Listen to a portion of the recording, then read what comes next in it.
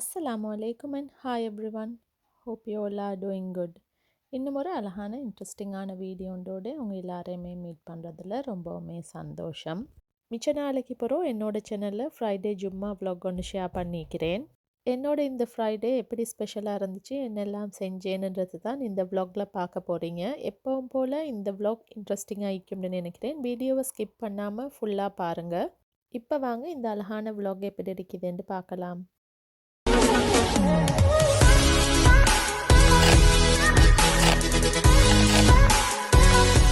ஃப்ரைடேண்டாலே எல்லாருக்குமே ஒரு ஸ்பெஷலான நாளாக தான் நிற்கும். மற்ற நாள்களை விட அந்த நாளைக்கு வந்து கொஞ்சம் எல்லாருமே எப்படியுமே பிஸியாக தான் நிற்போம். வீட்டில் இருக்கிற ஆம்பளைங்கள் வந்து ஜும்மாக்கு போவாங்க. ஜும்மாக்கு போகிறதுக்கு முன்னாடி லேடிஸ் வீட்டு வேலையெல்லாம் முடிக்கணும். அந்த நாளில் ஸ்பெஷலாக ஏதாவது குக் பண்ணணும்னு மார்னிங்லேருந்தே கொஞ்சம் பரபரப்பாக பிஸியாகவே தான் நிற்பாங்க. அப்போ மார்னிங்கே கொஞ்சம் ஏர்லியாகவே எழும்பி வேலையெல்லாம் ஸ்டார்ட் பண்ணிடுவோம். நானும் வந்து எப்படி சரி அந்த டேயில் வந்து வேலையிலலாம் குயிக்காக முடிக்கணும். ஸ்பெஷலாக லஞ்ச் வேலையை வந்து கொஞ்சம் ஏர்லியாக முடிச்சிடணும்னு தான் நினைப்பேன். இன்றைக்கி வந்து ஷராஃபுக்கு ஸ்கூல் இருக்கல. அவங்களோட ஸ்கூலில் வந்து டீச்சர்ஸ் ட்ரைனிங் இன்சர்ட் டேன்னு சொல்லுவாங்க இங்கே. அந்த நாளைக்கு வந்து ஸ்கூல் ஈக்காது. நார்மலாகவே வந்து ஸ்கூல் இருந்தேன்டா ஜும்மா போயிட்டு படாது. ஸ்கூல் ஹாலிடேஸ் அந்த மாதிரி கிடைச்சா தான் ஜும்மாக்கு போயிட்டு படும். இன்றைக்கி அவர் வீட்டில் இருக்கிறதுனால டெடா கூட அவரும் ஜும்மாக்கு போகணும்ட்டு இருந்தார். அப்போ அவரையும் கொஞ்சம் ரெடி பண்ணி அனுப்பணும். இண்டிகேட்டர் டேயும் பார்த்தீங்கன்னா இங்கே ஒரு அழகான பியூட்டிஃபுல்லான நாளாக தான் இருந்துச்சு. அந்த ஃப்ரைடேக்கே வந்த ஸ்பெஷல் மாதிரி இருந்துச்சு. வீக் பிகினிங்லேருந்தே மழையாகவும் காத்தாவுமே இருந்துச்சு. கடைசியாக வந்து அந்த ஃப்ரைடேக்கேண்டு வந்த மாதிரி நல்ல வெயிலாக ஒரு அழகான நாளாக தான் இன்றைக்கி இருந்துச்சு. இப்போ கிளைமேட்டும் வந்து இங்கே சேஞ்ச் ஆகிருச்சு. ஒட்டம் ஸ்டார்ட் ஆகிக்குது. ஆனால் இந்த ஃப்ரைடே வந்து எக்ஸ்ட்ராவாக ஒரு வைப்பை தாரத்துக்கு மாதிரி அவரோ அழகான நாளாக இருந்துச்சு. மற்ற நாளையில் வந்து கொஞ்சம் சோம்பலாக இருந்தாலும் ஃப்ரைடேக்கு வந்து எக்ஸ்ட்ராவாக எங்களுக்கு ஒரு எனர்ஜி வந்துடும். பொதுவாக எல்லாருமே ஃப்ரைடேக்கு சாம்பிராணி இல்லாட்டி ஊதுபத்தி வைப்போம். வீட்டில் எல்லாம் இருக்கிற நேரத்தில் தேர்ஸ்டே ஈவினிங்கே உமா எல்லாம் அந்த சாம்பிராணி எல்லாம் போடுவாங்க. ஜும்மா டைமில் இந்த மாதிரி ஊதெல்லாம் போடுற நேரம் வீடெல்லாம் நல்ல வாசமாக இருக்கும். ஒரு நல்ல ஸ்பெஷலாக ஃபீல் பண்ணுவோம். அதே மாதிரி அந்த ஜும்மா வைப்பை எக்ஸ்ட்ராவாக தந்த மாதிரி இருக்கும்.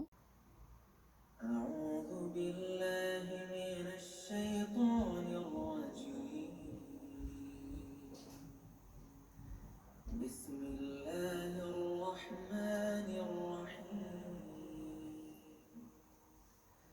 الحمد لله الذي أنزل على عبده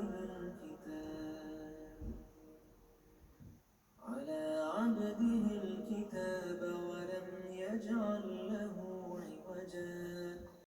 இப்போல்லாம் வந்து டைம் எவ்வளோ இருந்தாலுமே போதாத மாதிரி தான் நிற்கும். என்னடா டைம் அவ்வளோ குயிக்காக போகுது. மார்னிங்லேருந்து ஈவினிங் ஆகுறது எப்படின்னு விளங்காது. அந்தளவுக்கு டைம் குயிக்காக போகும். இதுலேயும் வந்து ஃப்ரைடே வந்து எப்படித்தான் டைம் போகிறதுன்றே விளங்காது. என்னடா அவ்வளோ அந்த ஒரு பிஸி மாதிரி தான் அந்த நாள் ஈக்கும். மோஸ்ட்லியே வந்து ஃப்ரைடே பிரேக்ஃபாஸ்ட்டை வந்து கொஞ்சம் சிம்பிளாகவே முடிச்சிடுவேன். பிரேக்ஃபாஸ்ட் செய்கிற வேலை இல்லாததுனால கொஞ்சம் லஞ்சை வந்து குயிக்காக செஞ்சு ஏர்லியாகவே சில நாளைக்கு வந்து லஞ்ச் வேலையை முடிப்பேன். சில நேரங்களில் வந்து கொஞ்சம் லேட் ஆகிடும். எப்படியும் ஜும்மாக்கு போயிட்டு வாரத்துக்கு முன்னாடி வேலையெல்லாம் முடிச்சிடுவேன். லஞ்சுக்கு ஏதாவது ஸ்பெஷலாக செய்கிறதுண்டா நைட்டுக்கே கொஞ்சம் கட் பண்ணி வைக்கிறது, இல்லாட்டி காலையிலே கொஞ்சம் எலுமினத்தோடே கொஞ்சம் க்ளீன் பண்ணி அதுக்கு ரெடி பண்ணி வச்சுட்டா கொஞ்சம் எங்களுக்கு வேலையை வந்து கொஞ்சம் குயிக்காக முடிக்கலும். இன்றைக்கும் எல்லாமே கட் பண்ணி ரெடி பண்ணி வச்சுட்டு ஹஸ்பண்ட் பள்ளிக்கு போனதுக்கு பிறகு தான் குக் பண்ணலாம்னு நினச்சேன். ஃப்ரைடே எப்படியுமே எல்லா டூட்லேயுமே கொஞ்சம் ஸ்பெஷலாக தான் குக் பண்ணுவோம் இல்லையா? பிரியாணி இல்லாட்டி fried rice, yellow rice and curries இந்த மாதிரி ஸ்பெஷலாக ஏதாவது செய்வோம். பிள்ளைகளும் வந்து ஃப்ரைடேன்னு சொன்னாலே கொஞ்சம் ஸ்பெஷலாக தான் எதிர்பார்த்துட்டு இருப்பாங்க. அவங்களுக்குமே தெரியும் நான் ஏதாவது ஸ்பெஷலாக செய்வேன், அப்போ என்ன செய்ய போகிறாங்கன்ட்டு அவங்களுமே கேட்டுட்டு இருப்பாங்க. அவங்களுக்காகவும் எப்படியுமே ஃப்ரைடே வந்து கொஞ்சம் ஸ்பெஷலாக தான் குக் பண்ணுவேன். எல்லாமே கட் பண்ணி ரெடி பண்ணி வச்சுருந்தா மிச்ச நேரம் தேவைப்படாது. கொஞ்சம் குயிக்காக எங்களுக்கு குக்கிங் வேலையை முடிச்சிடலும். ஹஸ்பண்டும் ஷராஃபும் அப்படியே ரெடி ஆகிட்டு அவங்க பள்ளிக்கு போயிட்டாங்க.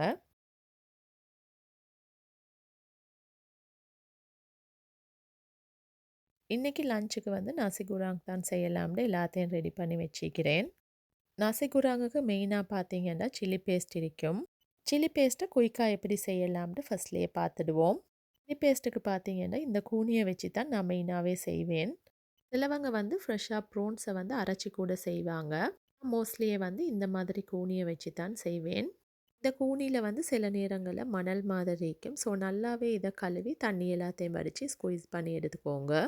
சில்லி பேஸ்ட்டை செய்கிறதுக்கு ஒரு பேனில் ஆயிலை நல்லா சூடு பண்ணிக்கோங்க. ஆயில் நல்லா சூடாவினத்தோடு சின்னதாக சாப் பண்ணின ஜிஞ்சரையும் கார்லிக்கையும் சேர்த்து கொஞ்சம் கோல்டன் கலர் வர வரைக்கும் இந்த மாதிரி ஃப்ரை பண்ணி எடுக்கணும். இப்போ நாங்கள் ஆல்ரெடியே கழுவி வச்சிக்கிற கூனி இதில் சேர்த்து இதையும் வந்து கொஞ்சம் ஃப்ரை பண்ணி எடுத்துக்கோங்க. இந்த சில்லி பேஸ்ட்டுக்கு தேவையான இன்க்ரீடியன்ட்ஸ் எல்லாத்தையும் நான் டிஸ்கிரிப்ஷன்லேயும் கொடுக்குறேன். உங்களுக்கு செக் பண்ணி பார்த்துக்கொள்ளேலும். 40 கிராம்ஸ் மாதிரி தான் கூனி எடுத்திக்கிறேன். இதை இப்போ மீடியம் டு லோ ஹீட்டில் வச்சு ஒரு 10 நிமிஷத்துக்கு ஃப்ரை பண்ணிக்கோங்க. 30 கிராம்ஸ் சில்லி ஃப்ளேக்ஸ் இப்போ இது கூட சேர்க்குறேன். உங்களோட காரத்துக்கு தேவையான மாதிரி சில்லி ஃப்ளேக்ஸ் சேர்க்கலும். பொதுவாகவே வந்து சில்லி பேஸ்ட்டுண்டாலே கொஞ்சம் நல்லா உரப்பாக தான் நீக்கும். ஸோ உங்களுக்கு விருப்பமான அளவு இதுக்கு உரப்பாக செக் பண்ணி பார்த்துட்டு சேர்த்துக்கொள்ளலும். ஒரு table spoon soya sauce, 1/2 teaspoon salt, ஒரு டேபிள் ஸ்பூன் சுகர் இதில் சேர்க்குறேன். கூடவே 2 டேபிள் ஸ்பூன் டொமேட்டோ சாஸ் இல்லாட்டி கெச்சப் சேர்த்துக்கோங்க. இப்போ இது எல்லாத்தையும் நல்லா மிக்ஸ் பண்ணிக்கோங்க. ஃப்ளேமை வந்து மீடியம் டு லோலேயே வச்சுக்கோங்க. இந்த மாதிரி வர வரைக்கும் எல்லாத்தையும் நல்லா மீடியம் டு லோ ஃப்ளேம்லேயே வச்சு ஃப்ரை பண்ணி எடுத்துக்கிறேன். அவ்வளவுதான், ஒரு 10 நிமிஷத்தில் ஈஸியாகவே இந்த சில்லி பேஸ்ட்டை செஞ்சுடலும். இந்த சில்லி பேஸ்ட்டை ஏர்டைட் கண்டெய்னரில் போட்டு வச்சுருந்தீங்கன்னா உங்களுக்கு அப் டு 1 மந்த் வரையில் வச்சுருந்து யூஸ் பண்ணலும். இப்போ எப்படி நாசி குராங்க செய்யலாம்னு பார்ப்போம். இந்த ரைஸில் மெயினாக பார்த்தீங்கன்னா ப்ரான்ஸ், சிக்கன், எக் எல்லாமே மிக்ஸ்டாகவே தான் நீக்கும். இந்த மூணையுமே வந்து ஃபஸ்ட்டில் நான் செப்பரேட்டாக ஃப்ரை பண்ணி எடுக்க போகிறேன். ஸோ இன்றைக்கி வந்து நான் 300 கிராம்ஸ் ப்ரான்ஸ் எடுத்துக்கிறேன். ப்ரான்ஸை ஃப்ரை பண்ணிக்கிறதுக்கு ஒரு பேனில் கொஞ்சமாக ஆயில் சூடு பண்ணிக்கோங்க. ஆயில் நல்லா சூடாவினத்தோடு ப்ரான்ஸை போட்டிக்கிறேன். இப்போ இது கூட ஒரு டீஸ்பூன் சில்லி ஃப்ளேக்ஸும் ஒரு 1/2 டீஸ்பூன் சால்ட்டும் சேர்த்து இதை தண்ணி இல்லாமல் நல்லா ட்ரையாக வர வரைக்கும் ஃப்ரை பண்ணி எடுக்கணும். ப்ரான்ஸை இந்த மாதிரி ஒரு 10 மினிட்ஸ்லேயே ஃப்ரை பண்ணி எடுத்துக்கொள்ளலும். இப்போ இந்த ப்ரான்ஸ் எல்லாம் செப்பரேட்டாக எடுத்து வச்சுக்கோங்க. அடுத்ததாக பார்த்தீங்கன்னா 400 கிராம்ஸ் போன்லெஸ் சிக்கனை இந்த மாதிரி சின்ன சின்ன க்யூப்ஸாக கட் பண்ணி எடுத்துக்கிறேன். இதில் 1 table spoon soya sauce, 1/2 teaspoon salt, 1 teaspoon pepper powder சேர்த்து எல்லாத்தையும் நல்லா மிக்ஸ் பண்ணிக்கோங்க. கூட இது எல்லாத்தையும் மிக்ஸ் பண்ணிவிட்டு இது ஒரு 20 மினிட்ஸ் மாதிரி மெரினேட் பண்ணி வச்சுக்கோங்க. அடுத்ததாக வந்து எக்கை கொஞ்சம் ஸ்க்ராம்பிள் பண்ணி தான் எடுக்க போகிறேன். ஒரு பேன் ஒன்றில் கொஞ்சமாக ஆயில் சேர்த்து சூடு பண்ணிக்கோங்க. உங்களுக்கு 2 இல்லாட்டி 3 எக் போடலும். நான் இன்றைக்கி 2 எக் தான் இதில் போட்டிக்கிறேன். உங்களுக்கு இதை வந்து செப்பரேட்டாக இது மாதிரி செய்ய மேலும் இல்லாட்டி வந்து உங்களுக்கு ரைஸ் எல்லாம் போட்டு செய்கிற அதே பேனில் வச்சு உங்களுக்கு எக்கையும் ஸ்க்ராம்பிள் பண்ணி எடுக்கலும். இந்த மாதிரி எக்கை நல்லா ஸ்க்ராம்பிள் பண்ணி இதையும் செப்பரேட்டாக எடுத்து வச்சுக்கோங்க. ரைஸை வந்து நான் ஆல்ரெடியே மார்னிங்கே வந்து ரைஸ் குக்கரில் வச்சிருந்தேன். என்னாண்டா ஃப்ரைட் ரைஸுக்கு இல்லாட்டி இந்த நாசி குராங் செய்கிற நேரத்தில் வந்து கட்டாயமாக வந்து ரைஸ் நல்லாவே குக்காகி சூடு ஆறிக்கணும். அப்போ தான் நல்ல உதிரி உதிரியாக வரும். நீங்களும் இப்படி செய்கிறதா இருந்தால் ஏர்லியாகவே ரைஸை வச்சு நல்லா இந்த மாதிரி குக் பண்ணி ஆற வச்சு எடுத்துக்கோங்க. நாசி குராங்கில் சோஸ் ஒன்று ஆட் பண்ணணும். குக் பண்ணுறதுக்கு முன்னாடியே இந்த சோஸையும் ரெடி பண்ணிக்கணும். இதுக்கு வந்து ஒரு 3 டேபிள் ஸ்பூன் மாதிரி சோயா சாஸ் எடுத்துக்கிறேன். 2 டேபிள் ஸ்பூன் சுகரும் 2 டேபிள் ஸ்பூன் டொமேட்டோ சாஸ் இல்லாட்டி கெச்சப் சேர்த்து இந்த சோயா சாஸோடு நல்லாவே மிக்ஸ் பண்ணி எடுத்துக்கோங்க. டார்க் சோயா சாஸ் இருந்தால் அதையுமே யூஸ் பண்ணிக்கொள்ளலும். இப்போ இது மூணையும் சேர்த்து நல்லாவே மிக்ஸ் பண்ணி இந்த மாதிரி செஞ்சு எடுத்துக்கோங்க. ரைஸை ரெடி பண்ணுறதுக்கு நான் இந்த மாதிரி ஒரு பெரிய பேன் ஒன்று எடுத்துக்கிறேன். இதில் ஒரு 1/4 கப் அளவில் ஆயில் சேர்த்து நல்லா சூடு பண்ணிக்கணும். ஆயில் நல்லாவே சூடாவினத்தோடு இந்த மாதிரி சின்னதாக சாப் பண்ணின ஜிஞ்சரையும் கார்லிக்கையும் சேர்த்து நல்லா கொஞ்சம் ஃப்ரை பண்ணி எடுக்கணும். ஜிஞ்சர் கார்லிக் பேஸ்ட்டாக சேர்க்காமல் இந்த மாதிரி சாப் பண்ணி ஃப்ரை பண்ணினீங்கன்னா இன்னுமே நல்ல வாசமாக இருக்கும். அதே மாதிரி நல்ல ஃப்ளேவராகவும் இருக்கும். ஜிஞ்சர் கார்லிக் பேஸ்ட் நல்லா ஃப்ரைட் ஆவினத்தோடு நாங்கள் ஆல்ரெடியே மெரினேட் பண்ணி வச்சுருந்த சிக்கனை இதில் போட்டு இப்போ நல்லா கொஞ்சம் ஃப்ரை பண்ணி எடுக்கணும். ஒரு கப் அளவில் சின்னதாக சாப் பண்ணின கேரட் இதில் சேர்க்குறேன். ஒரு கப் அளவில் சின்னதாக சாப் பண்ணின ஆனியன்ஸையும் இப்போ இதில் போட்டிக்கிறேன். ஒரு 4 க்ரீன் சில்லியை இந்த மாதிரி சின்னதாக சாப் பண்ணி சேர்த்திக்கிறேன். இந்த மாதிரி எல்லாத்தையும் சேர்த்து நல்லா மிக்ஸ் பண்ணி கொஞ்சமாக குக் பண்ணிக்கணும். இப்போ இதில் நாங்கள் ஆல்ரெடியே ஃப்ரை பண்ணி வச்சுருக்கிற ப்ரான்ஸ், எக் ஸ்க்ராம்பிள் பண்ணி வச்சுருக்கிறோம். அதே மாதிரி சோஸ் ஒன்று செஞ்சு வச்சுருந்தோம். இது எல்லாத்தையும் சேர்த்து நல்லாவே மிக்ஸ் பண்ணிக்கணும். ஆல்ரெடி எல்லாத்தையுமே செஞ்சு வச்சுருந்ததுனால இப்போ எங்களுக்கு எல்லாத்தையும் போட்டு நல்லா மிக்ஸ் பண்ணி எடுக்கிற வேலை மட்டும்தான் இருக்குது. கூடவே இதில் ஒரு 3 டேபிள் ஸ்பூன் மாதிரி சில்லி ஃப்ளேக்ஸையும் போட்டு நல்லாவே மிக்ஸ் பண்ணி எடுக்கிறேன். காரத்துக்கு ஏற்ற மாதிரி உங்களுக்கு சில்லி ஃப்ளேக்ஸ் இதில் போட்டுக்கொள்ளையிலும். இந்த மாதிரி ரைஸ் எல்லாம் செய்கிற நேரத்தில் வெஜிடபிள்ஸ் ஆட் பண்ணினதோடு நீங்கள் ஃப்ளேமை வந்து ஹையில் வச்சு தான் செய்யணும். இப்போ ரைஸை போட்டுட்டு நான் 1 கப் அளவில் ஸ்ப்ரிங் ஆனியன் இல்லாட்டி உங்களுக்கு லீக்ஸும் இதில் போடலும். இது எல்லாத்தையும் போட்டு நல்லாவே மிக்ஸ் பண்ணி எடுக்கணும். இதுக்கு உங்களுக்கு சால்ட்டை செக் பண்ணி பார்த்துட்டே போட்டுக்கொள்ளையிலும். ஆல்ரெடி ப்ரான்ஸில், சிக்கனில், ரைஸில் எல்லாத்துலேயுமே சால்ட் போட்டிருந்தோம். ஸோ செக் பண்ணி பார்த்துட்டே போட்டுக்கோங்க. இந்த நசி குராங் செய்கிறது சரியான ஈஸி. அந்த ஃபர்ஸ்ட்டில் வந்து நாங்கள் 2, 3 ஸ்டெப்பையும் செஞ்சு வச்சிட்டோம்னா எங்களுக்கு ஒரு 15 நிமிஷத்துலேயே இந்த ரைஸை செஞ்சிடலும்.